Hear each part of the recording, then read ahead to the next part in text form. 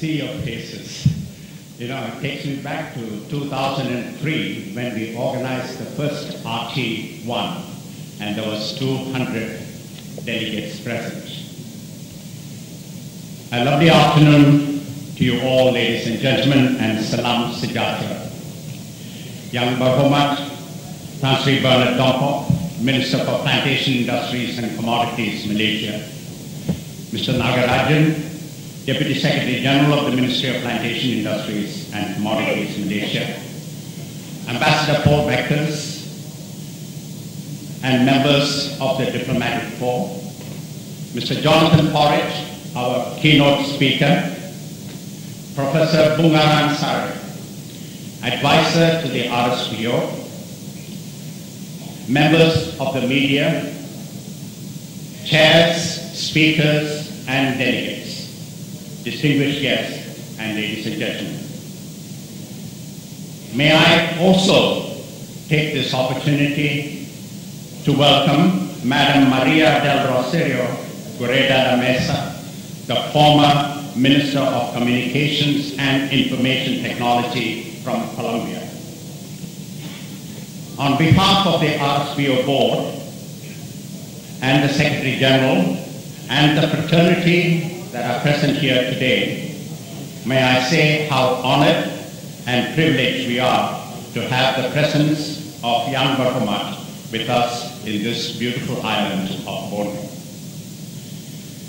and for consenting to officiate and declare open the RT9 meeting. Ladies and gentlemen, we have come a long way since our first RT meeting held in KL in 2003. From a mere 47-member organizations who signed the statement of intent, we have grown to become the biggest commodity alliance in the world. However, please be not mistaken. Becoming the biggest has never been our goal. I believe it happened as an unintended consequence of our unwavering endeavor towards our pursuit of sustainable palm oil.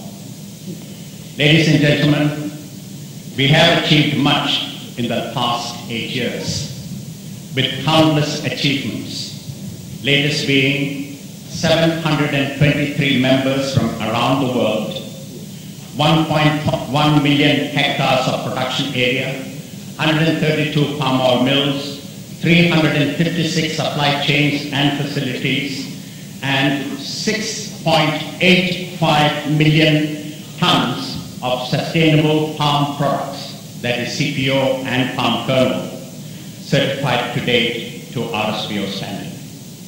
When you compare these statistics to other commodity roundtables, I believe we can all be proud of ourselves for our determined commitments towards sustainable practices. As we participate and debate, and this we must do, on issues over the next 2.5 days, let us remind ourselves of one of our core principles, namely principle number 8, continuous improvement.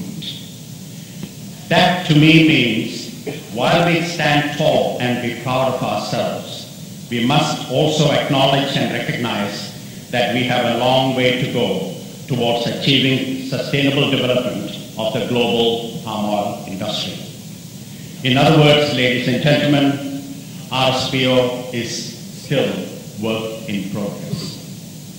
At this RT9, we must meet new challenges and seize the opportunity to charter equitable, healthy, and socially just paths for a sustainable future of this very important commodity. Development can only be sustainable if it is equitable and serves all mankind.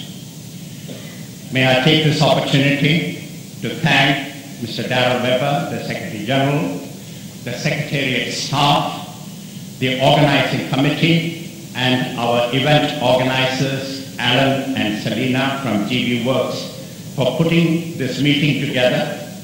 It has been a mammoth task, and the result is an all-time record attendance. Unfortunately, this also meant that we had to turn down many last-minute requests due to logistical constraints. So the message is clear. When RT10 is announced, please register early. Let me forewarn you, fellow delegates, that the business program is going to be rather intensive over the next 2 days, with 8 plenary sessions with exactly 50 presentations. Now, together with this morning's prep cluster, we have a total of 92 speakers. Imagine the wealth and breadth of wisdom and deep science being shared. You will note that in this session, a session on inspiring and guiding smallholders, we have 8 slots for speakers and the same allocation of 90 minutes. During one of our organizing committee meetings, our Secretary General, Darrell Weber, asked the question, now, who on earth are we going to get to chair this session?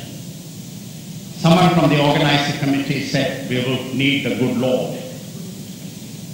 But unfortunately, the good Lord was not available, thus we had to settle for our very own Dr. Simon Lord.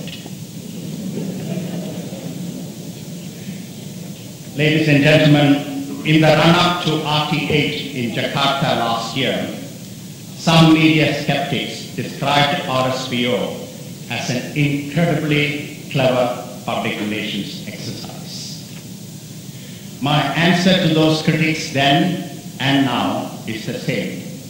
Yes, RSPO is indeed an incredible move, but an earnest effort by the global community to make palm oil the world's first sustainable and largest traded agricultural commodity.